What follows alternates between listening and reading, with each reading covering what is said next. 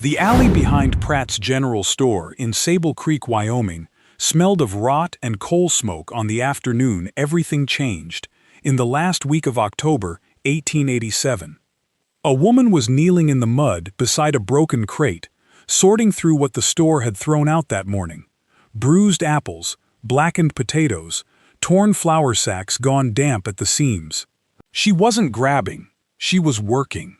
A small knife in one hand, cutting rot from what could still be saved, testing flour between two fingers before deciding whether it belonged in her cloth bag or back in the trash where the store owner had left it. Aldous Pratt came out his back door with a broom in his hand and a word already in his mouth that would follow that woman through the whole town before supper. Thief. By the time the snow came, the same people who spat that word at her would be standing in her kitchen with their hats in their hands, asking to be fed.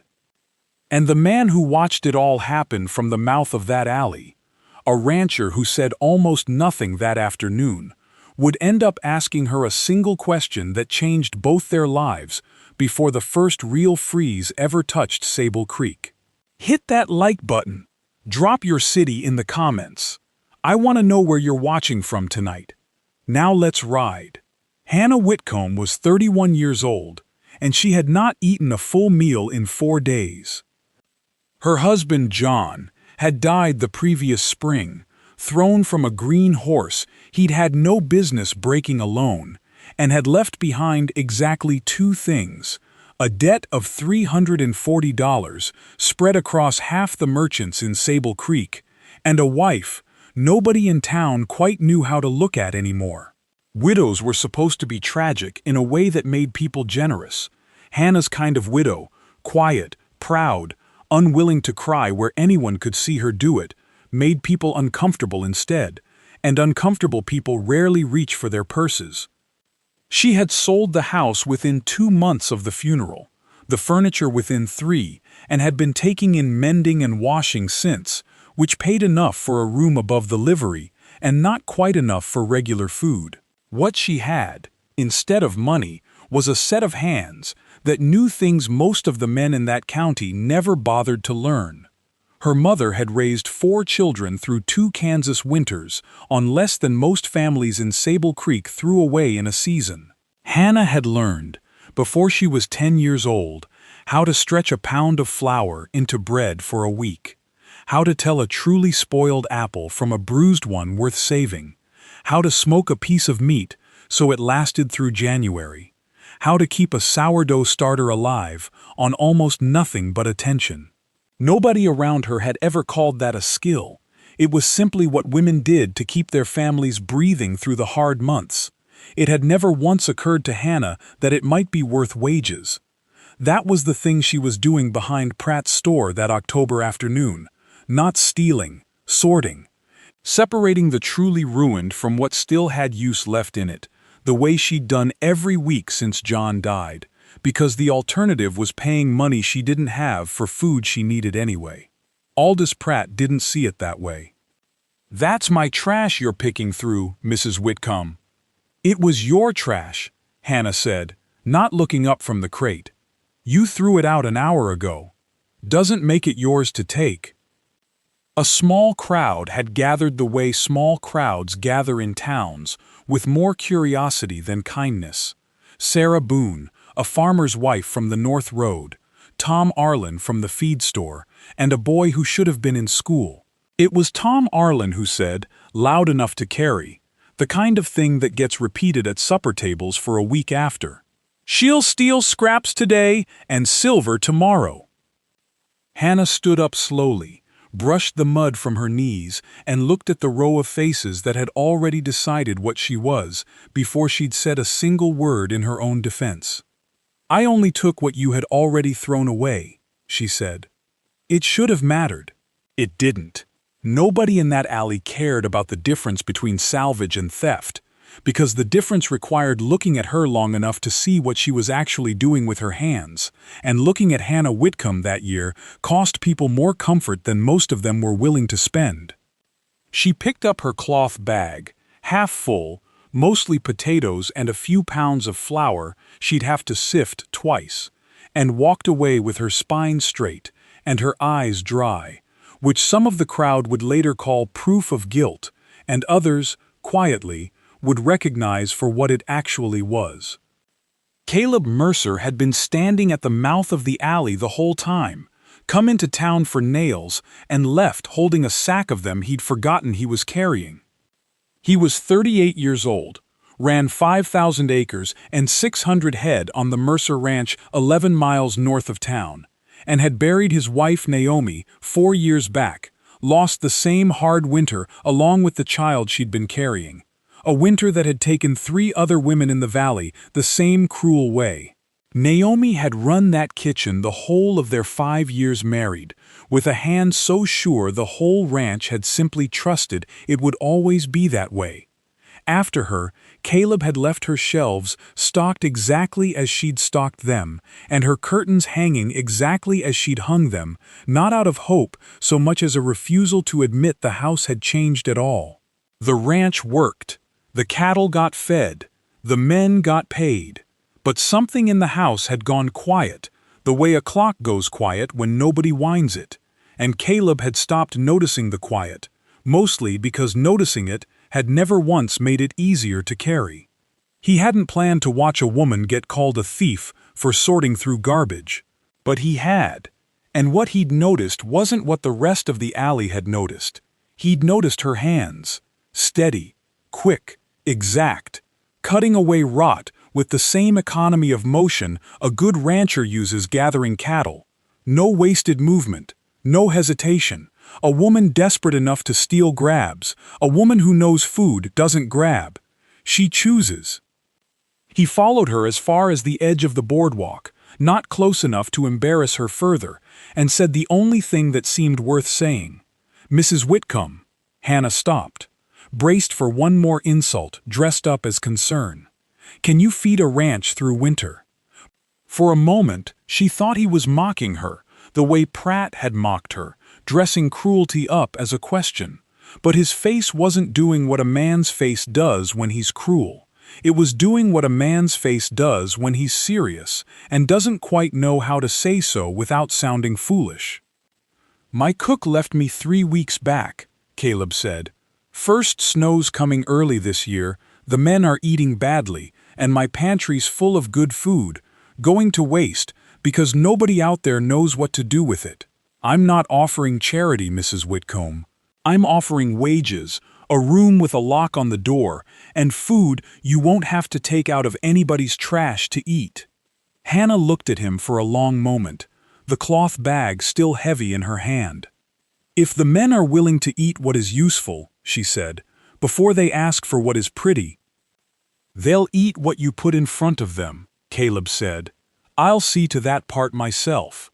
She didn't say yes right away. She had learned, in 18 months of widowhood, exactly what it cost a woman to accept a man's help too quickly, and exactly what people said about her afterward when she did. But she was hungry, and the ranch he was describing needed exactly what she knew how to do, and pride, real pride, the kind her mother had taught her, knows the difference between accepting charity and accepting a fair wage for honest work. "I'll want it in writing," she said. "Wages and the room." "Done," Caleb said, and something in his voice suggested he respected the request more than he'd expected to. The Mercer Ranch kitchen, when Hannah first saw it, 3 days later, told her everything about how a house could be well stocked and still be failing. Flour sacks sat open against a damp wall, going soft at the bottom. Beans were stored too close to the same wall, half of them already showing the gray bloom of mold.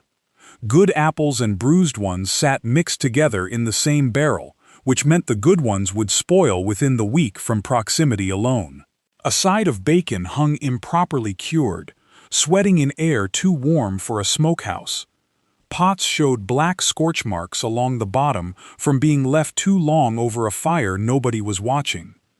The men, she learned within a day, ate fast and without comment, because the food gave them no reason to slow down and no reason to trust it either. The ranch wasn't poor. It was careless. And winter does not forgive carelessness. It simply waits for it, patient as a debt collector, and calls it due in January. The cowhands had heard about her before she'd unpacked her single trunk. "That's the woman from behind Pratt's store," one of them muttered, a lanky rider named Ezra Voss, not quite low enough for her not to hear. Mercer hired a thief to feed us? That was Nate Coyle, younger, mouth quicker than his sense. Hannah heard every word of it. She said nothing back. She had spent 18 months learning that arguing with a rumor only feeds it. She simply set down her trunk, tied on an apron that had belonged to her mother, and started working. Her first meal for the Mercer Ranch used almost nothing the men would have called food that morning, and everything a person who understood food would have recognized as a feast waiting to happen. She took the bones from 3 days of half-eaten meat, the ones that would have gone to the dogs, and set them simmering into broth before dawn. She salvaged the good beans from the moldy ones, soaked them properly instead of rushing them, and cooked them slow with a ham bone and onion skins most cooks would have thrown out without a thought. She took the toughest cut of meat in the icebox, the one nobody wanted, and let it sit low and slow until it gave up being tough. She sorted the apple barrel properly for the first time in months, saved what was bruised but sound, and turned it into a simple baked dessert sweetened with nothing but its own last good sugar. She sifted the damp flour twice, salvaged 3/4 of it, and turned it into biscuits that rose the way biscuits are supposed to rise. The men went quiet halfway through the meal, which in a bunkhouse full of hungry riders is a louder compliment than any word could be. Plates got scraped clean. Seconds got asked for, in a tone closer to disbelief than hunger. Gideon Ott, the foreman, a man of 50 who'd worked the Mercer Ranch since before Caleb was born, set his fork down and looked at his empty plate the way a man looks at something he doesn't quite trust yet. "If that's what theft tastes like," he said, to no one in particular, "I hope she robs us blind." A couple of the younger hands laughed before they caught themselves. Hannah, at the stove with her back half turned, allowed herself the smallest curve at the corner of her mouth, and nothing more. She had not come to that kitchen to be liked. She had come to work, and the work was speaking well enough on its own. Over the weeks that followed, Hannah did to the Mercer Ranch kitchen what she had done to her own family's table during the worst Kansas winters. She built a system out of what other people saw only as clutter and waste. It was Nate Coyle who tested her first, not out of malice exactly, more out of the restless need young men have to see where the edges of a new arrangement actually sit. He scraped a plate of good fat straight into the cook-stove fire one evening, the way he'd always done, and didn't so much as glance her way while he did it. "That fat," Hannah said, not raising her voice, "would have fried tomorrow's potatoes twice over." "It's just grease, ma'am." "It's just grease," Hannah agreed, "until January, when it's the difference between fried potatoes and none at all." Nate looked at her for a long moment, the way a man looks at an arithmetic problem he hadn't expected to be handed at supper. He didn't argue. He simply started scraping his plate into the tin she kept by the stove from that evening on, and within a week the habit had spread down the whole bunkhouse table without her having to say another word about it. She started a winter food ledger, not of money owed, but of provisions on hand, sacks of flour and their condition, jars of preserves and their count, pounds of dried meat, bushels of root vegetables, cords of wood for the smokehouse fire. She taught the men, gently and without lecturing, not to scrape good fat into the fire when it could be saved for cooking later. She started a fresh sourdough starter in a crock by the stove, and fed it faithfully every morning, the way her mother had taught her, the way that had kept her own family in bread through winters that killed livestock outright. She strung apple slices above the stove to dry in the rising heat, turning waste into stores that would last into March.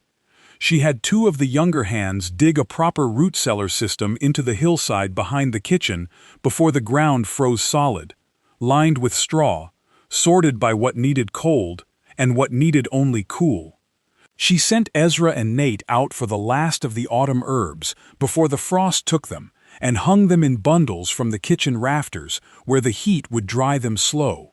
She saved bacon grease in a tin the way other women saved coin. She turned yesterday's leftovers into tomorrow's breakfast, so nothing in that kitchen ever truly went to waste again. Caleb noticed the change before he could put a name to what had caused it. The men argued less. The horses got tended sooner, because men who are properly fed have patience left over for other chores. Work finished cleaner. The bunkhouse, which had always run cold in the evenings no matter how much wood they burned, seemed warmer somehow, though nothing about the stove had changed except who was tending it. The kitchen light became, without anyone deciding it should, the one steady thing in that ranch after dark.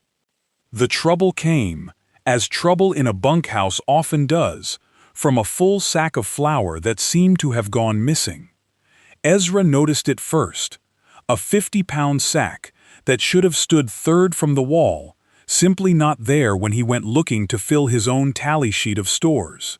Word moved through the bunkhouse before supper was even served, quiet at first, then not so quiet. "Woman come from behind a trash crate," Ezra said, not quite to Hannah's face, but not quite out of her hearing either. Maybe old habits don't leave a person so easy. Hannah heard it.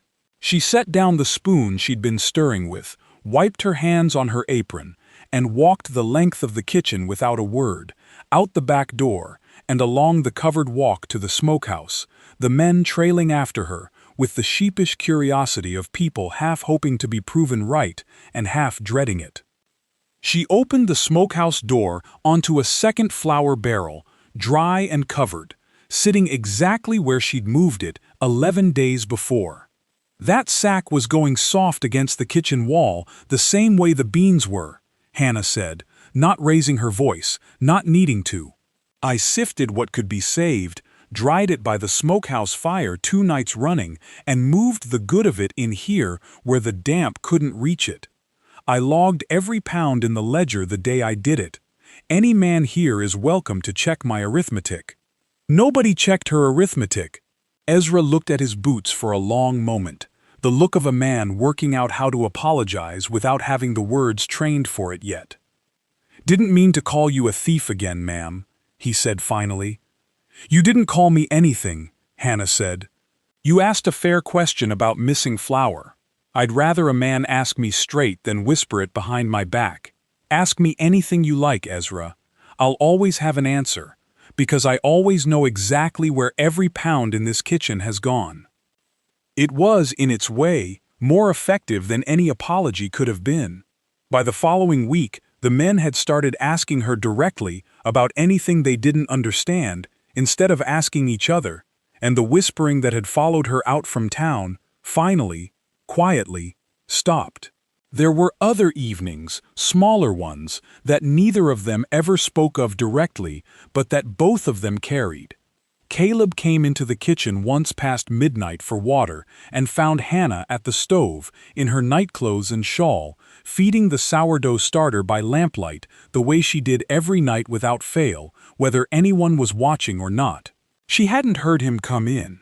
He stood in the doorway a moment longer than he needed to, watching her tend something that small and that patient, before he let a floorboard creak on purpose so she'd know he was there. "Didn't mean to startle you," he said. "You didn't," Hannah said, not turning. "A thing like this needs tending whether or not anybody's watching. That's most of what keeps it alive." He thought about that longer than the sentence probably deserved. The following week, Hannah found a new shelf built into the pantry wall exactly where she'd mentioned, only once, in passing, that the root cellar door could use a better latch before the heavy snow came. Caleb never said he'd built it. She never asked him to confirm it. It simply appeared, sturdy and well-fitted, the kind of answer a quiet man gives when he doesn't yet trust himself to say the thing out loud. "Mercer built you that shelf," Gideon told her, when Caleb wasn't in the room to hear it, in the tone of a foreman who'd been watching his employer's heart get away from him for weeks and found the whole thing more amusing than he'd ever admit to Caleb's face. In the evenings, once supper was cleared and the men had gone to the bunkhouse, Caleb took to sitting at the long kitchen table with a cup of coffee he didn't strictly need, and Hannah, after some weeks, stopped finding reasons to disappear to her room the moment the last dish was dried. At first they spoke the way two careful people speak, about weather, about the herd, about whether the root cellar would hold through February. Then, slowly, the way frost creeps up a window pane one still night at a time, they began speaking honestly instead. She told him about John, not the debts first, though those came too, but the man himself, restless and generous and reckless in exactly the ways that had made her love him and exactly the ways that had eventually killed him. She told him what it had cost her, those 18 months, to walk through Sable Creek and feel every eye deciding what kind of woman she must be. He told her about Naomi, not all of it, not that first evening, but enough. How she'd run that kitchen with a hand so sure the whole ranch had simply trusted it would always be that way. How he'd left her shelves exactly as she'd stocked them for the better part of 4 years, telling himself it was practical when it was really just a man unwilling to touch the last thing his wife's hands had arranged. He told her how the house had gone quiet after her, not empty exactly, but hollow, the way a bell sounds different once it's cracked, even if you can't see the crack from outside. "I stopped noticing it," Caleb admitted one evening, turning his coffee cup slowly on the worn table. "The quiet. You get so used to a thing being wrong, you forget it was ever right." "That's the trouble with hunger too," Hannah said. "After long enough, you forget what full is supposed to feel like." Neither of them said anything more that night. Neither of them needed to. On another evening, closer to the middle of November, Caleb asked her something he'd clearly been turning over for a while. "Why didn't you ever ask anyone in town for help? Straight out, I mean. Not scraps, just asked." Hannah considered the question with the same care she gave everything. "Because asking puts a person in your debt," she said, "or it's supposed to feel that way. The way this town tells it. A woman who asks is a burden. A woman who takes what's already thrown away is a thief. There was never a version of it where I got to simply be hungry and have that be enough of a reason." She looked at him then, steady, not bitter, simply plain. "You didn't ask me anything either, Mr. Mercer. You offered me work. That's the only reason I said yes." Caleb turned that over for a long moment. "I'll remember that," he said, "next time I want to offer a person something and call it charity instead." It was, Hannah thought later, the closest thing to a promise either of them had made the other since October. The trouble came from two directions at once, the way trouble on a frontier ranch so often does. From the town, and from the sky. Aldous Pratt had not let go of the matter of his trash. He told anyone who'd listen at the store counter that Caleb Mercer had hired a woman caught stealing scraps to cook for his own table, and that a woman who'd steal from a garbage crate would steal from a pantry just as easily. The story grew a little crueler with each telling, the way stories do in small towns with long winters and short patience. At the same time, the season turned hard and early. The first true snow came in the second week of November instead of December, and it came heavy. The mountain pass that carried the county's late supply wagon closed within 2 days, a week before anyone had expected it to, stranding freight that half of Sable Creek had been counting on to see them through to spring. Ranches that hadn't stocked properly found themselves short. Families in town who'd spent the autumn as carelessly as Pratt's own trash crates found their own shelves thinner than they'd wanted to admit. Hannah could not feed the whole county. She was honest with herself about that, the way she was honest about most things. But the Mercer Ranch pantry, root cellar, and smokehouse were stocked the way a household is stocked, when someone finally understands the true cost of waste. And when the storm that closed the pass also stranded a party of travelers on the North Road, cold and short on food, it was the Mercer Ranch they were brought to, because it was the only house within reach, with light in its windows and smoke steady in its chimney. The storm itself lasted the better part of 3 days, wind coming down off the pass hard enough to flatten a man walking against it, snow piling against the bunkhouse door until Ezra had to shovel a path just to reach the well. Hannah kept the stove going around the clock in shifts with Gideon, broth simmering through the worst of the second night, because she'd learned, from a Kansas winter she still remembered in her hands more than her mind, that a house with something warm always on the stove is a house that doesn't panic. Among the stranded was Sarah Boone, the same farmer's wife who'd stood in that alley back in October, her 2 children with her, and Tom Arlen from the feed store, all caught out when the storm came down faster than anyone had predicted. Walking behind them, hat in his hands and none of his usual bluster, was Aldous Pratt himself, who had ridden out looking for his own nephew, Warren, and found instead that pride is a much smaller thing than hunger once the temperature drops low enough. Sarah Boone's younger boy, no more than 7, had gone pale and shivering somewhere on the last mile of that ride, fever climbing the way fever climbs in a child too cold and too tired to fight it properly. Hannah took one look at him and knew broth alone wouldn't be enough. She sat him close by the stove, spooned warm broth into him slow, and steeped a tea from the dried herbs she'd hung from the rafters back in October, the same herbs Ezra and Nate had gathered before the frost took them, back when nobody at that ranch had understood yet what she was building toward.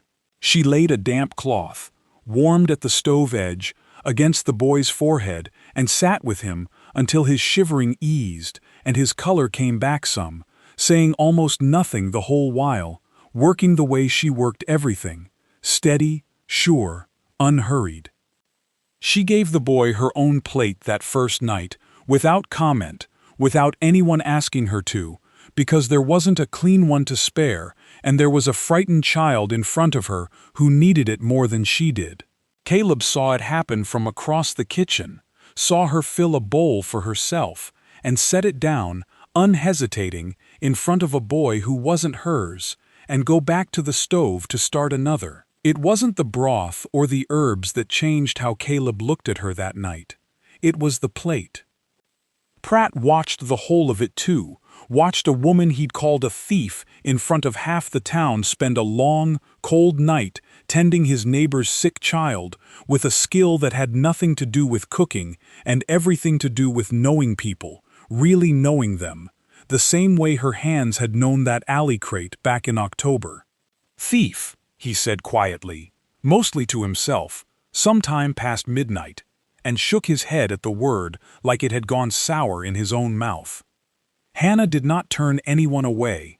She had never once, in 18 months of being called a thief and a disgrace, imagined humiliating anyone the way she had been humiliated. She set the table the way she set it every night, broth first, then beans, then bread from a starter she had kept alive since October, and she fed every cold, frightened person who came through that door without a single word about scraps or trash or what anyone had once called her. Pratt ate in silence for a long while, staring at a bowl of broth that steadied the children beside him before he found any words at all. It was Caleb who finally said, in front of the whole stranded party, what had needed saying since October. "She didn't steal from you, Aldous." His voice wasn't loud. It didn't need to be. "She saved what you were too careless to value. There's a difference, and you knew it the whole time. You just never had to notice it before tonight." Pratt didn't argue. He set his spoon down, looked at Hannah across the table for what might have been the first time he'd truly looked at her at all, and said the only honest thing left to say. "I was wrong about you, Mrs. Whitcomb."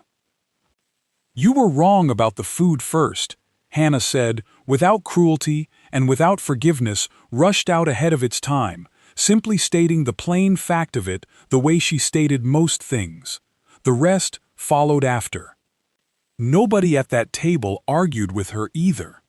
Later, once the others had gone to sleep by the fire, and only the two of them were left tending the stove, Caleb said her name, her given name, not Mrs. Whitcomb, for the first time since October. "Hannah," he said it plain, testing the weight of it. "That boy's fever breaking tonight. That was you. Not luck, you." She let the name sit a moment before she answered, the way she let most things sit before she trusted them. "Caleb," she said back, just as plain, and something in the kitchen shifted, quiet and permanent, the way a door settles once it's finally been hung straight. The storm broke on the third day, the way Wyoming storms eventually do, leaving behind a silence so complete it felt like the whole valley was holding its breath. The stranded family left for town once the road cleared, warmer and considerably humbler than they'd arrived, and Pratt shook Caleb's hand at the door in a way that suggested the matter of the trash crate had finally, properly, closed. That evening, once the kitchen had emptied and the last plate was dried, Caleb found Hannah alone at the long table, the stove still warm, a fresh batch of bread rising under a cloth in the low lamplight, snow falling steady and quiet past the window. "I hired you to feed this ranch through winter," he said. Somewhere along the way, it stopped being that simple. Hannah didn't answer right away. She had earned, over these past months, the right to let a silence sit exactly as long as it needed to. "This table knows your hands now," Caleb said. "So does this house." He paused, and for a man who rarely reached for more words than a sentence required, what came next cost him something to say. "So do I." He didn't ask her to stay as a cook. He was careful about that. Careful in the way he'd been careful with her wages and her locked door from the very first day.